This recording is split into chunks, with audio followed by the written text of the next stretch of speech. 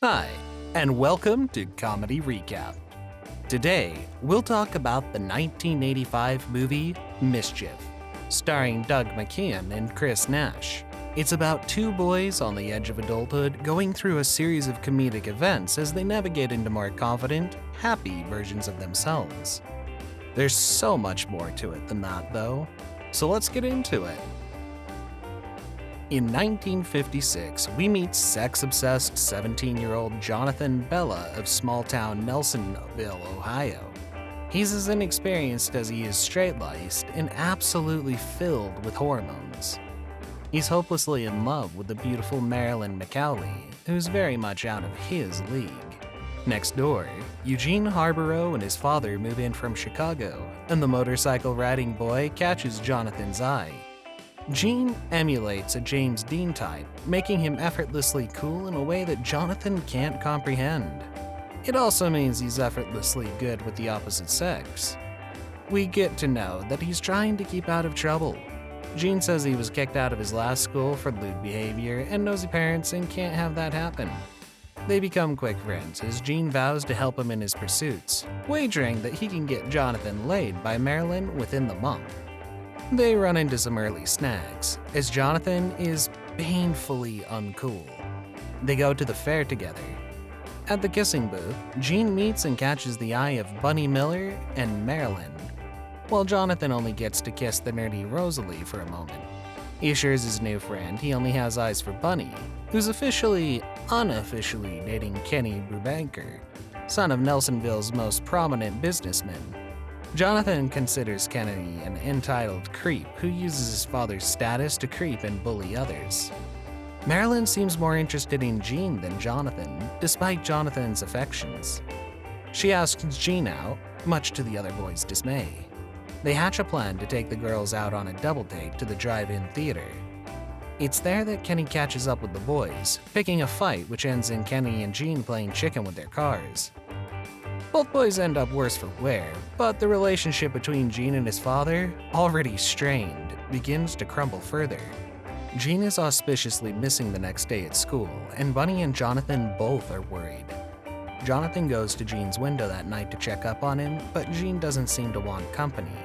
Not discouraged, Jonathan climbs up, and they share a bonding moment as Gene vents about his father's violent outburst. The boys sneak out the window together after a quick drink and drive around town. They attract the attention of the local police, but end up with just a warning and a bruised ego as the car full of bullies mock them while driving by. They bond further as Gene opens up about his deceased mother and how he and his father haven't been close ever since. The next day, Marilyn seems upset that Bunny and Gene are caught getting close in school, but not too upset to agree when Jonathan asks her out over the phone the next day. The two duos seem content in their current pairings and go on a series of dates each. Things are going positively as they end up on a local horse ranch. Gene opens up to Bunny about his mother's love of horses, and Jonathan and Marilyn go at it in the car. Things move a bit too quickly for Marilyn, causing them both fright and an embarrassing moment when they're caught spilling out of the door together. Despite this and the awkwardness that came after, things are working out well. Jonathan is invited over the next day for some alone time with Marilyn.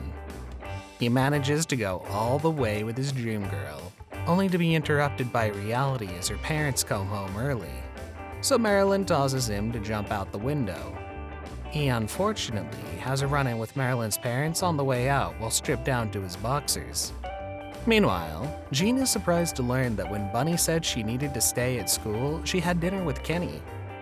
He learns this when he comes to surprise her and sees him greeted warmly by her parents. At school, despite the events of the weekend before, Marilyn seems nonplussed. The two of them decide that it's okay and they're going to go to prom together in 6 weeks. When Bunny approaches Gene, as usual, he pulls away. He blows up about Kenny, spelling the end of their relationship despite Bunny saying she knew nothing about it. That night, there's another altercation between Kenny and Gene after Kenny prods Gene into it. In response, Gene's father has had it. He kicks Gene out without warning and he disappears into the night. The others are understandably concerned and not sure where Gene has gone. Both Bunny and Jonathan share their concerns with his disappearance with one another. Marilyn drops the bomb on Jonathan that while she did agree to go to prom with him, she'd much rather go with last year's quarterback. He tells her off and mopes in the diner, only to be surprised by a much happier-looking Jean. They show up at the prom, tell Kenny off, and are told to leave. They go back to the ranch from before, and he tells Jonathan how he's been spending his time working at a farm. He had planned on taking Bunny with him, but felt like he missed his chance. When Jean falls asleep on the grass, Jonathan takes the motorcycle and collects a very distraught Bunny and brings her back to talk things out with each other. They decide to run away, and Jonathan says goodbye after she tasks him with telling her parents. They drive off, and Jonathan goes into town. Kenny tries to pick a fight, so Jonathan stands up to him by smashing his car repeatedly into the side of Kenny's.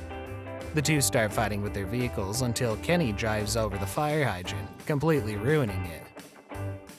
A triumphant Jonathan asks Rosalie out in the end, though they'll probably have to take her car instead.